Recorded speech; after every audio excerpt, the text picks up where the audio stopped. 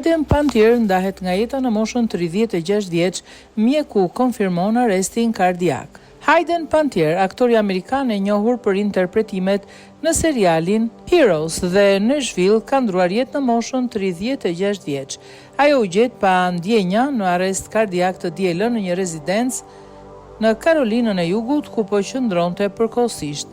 Lajmi u bë i ditur nga zyra e mjekut ligjor të qarkut Greenville. Shërbimet e emergjencës mbërritën pas një telefonate në 911 ku raportohej për një arrest kardiak. Pavarësisht përpjekjeve të mjekëve për ta rikthyer në jetë, aktoria u shpall e vdekur rreth 30 minuta pas telefonatës. Autopsia e zhvilluar të hënën nuk evidentoi trauma që mund të kishin ndikuar në vdekjen e saj.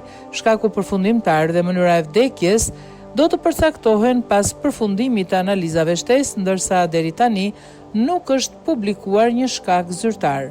Policia e Greenville bëri të ditur se telefonata në 911 ishte kryer nga një person i njohur i saj, pa dhënë të dhëna të mëtejshme për identitetin e tij. Me trishtim të thellë ndajmë lajmin tragjik për ndarjen nga jeta të Haydenit ton të dashur. Ajo ishte një dritë e jashtëzakonshme dhe një forcë e natyrës që u solli dashuri dhe gëzim të pamas të gjithë atyre që e njihnin dhe miliona njerëzve që e pa në ekran, deklaroi babai i saj, Skip Panettiere, përmes përfaqësuesit të aktores. E lindur në 21 gusht 1999 në Palisades, New York, Panettiere e nisi karrierën në moshën 11 muajshe kur u shfaq në reklama. Mes viteve 1996 dhe 2000, ajo interpretoi si Liz Spaulding në një telenovel të njohur. Më pas, aktoria mori pjesë edhe në një numër të madh filmash dhe serialesh. Gjatë viteve 2000, emri i saj u bë gjithmonë e më shumë i njohur. E luajti përkrah Denzel Washington në filmin Remember the Titans në vitin 2000, ndërsa më vonë u shfaq edhe tek Ice Princess dhe në shumë filma të tjerë. Famën ndërkombëtare arriti me rolin e Claire Bennett në serialin NBC Heroes. Personazhi ishte një nxitse tifozësh me aftësi shëruese, ndërsa seriali u transmetua në vitin 2006 dhe deri në vitin 2010. Në vitin 2010 ajo luajti Kirby Red në Scream 4 dhe u rikthye në të njëjtin rol disa vite më vonë. Ajo ishte gjithashtu pjesë e serialit muzikor Dram Nashville, ku portretizoi Juliette Barnes dhe luajti së bashku me Connie Britton nga viti 2012 deri në vitin 2018. Pas një periudhe të gjatë suksesi në televizion dhe kinema, aktoria u shfaq më rrallë në publik. Ajo foli hapur për vështirësitë që kishte përjetuar me varësinë dhe shëndetin mendor. Për më herët këtë vit, ajo botoi kujtimet e saj, një libër ku ajo rrëfeu për përvojën si yll fëmijësh, depresionin pas lindjes, varësinë, procesin e rikuperimit dhe dhunën në familje.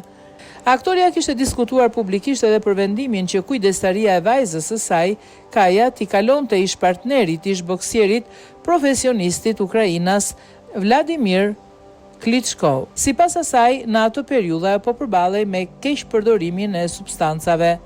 Ajo kishte vetëm një fëmijë, vajzën 11 vjeçare Kaja.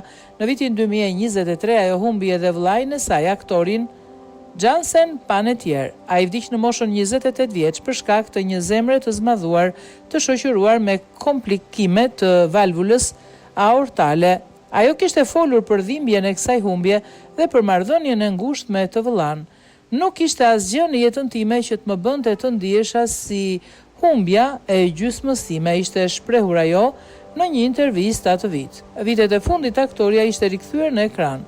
Ndër projektet e saj të fundit ishin filmat Amber Alert, i publikuar në vitin 2024 dhe Split Walker në vitin 2026. SAG-AFTRA shprehu ngushëllimet për vdekjen e papritur të aktores, duke vlerësuar karrierën e saj të gjatë në televizion dhe film. Përveç aktrimit dhe këndimit, Panettiere njihej për angazhimin në çështjet e shëndetit mendor, mbrojtjen e kafshëve dhe problematikat mjedisore.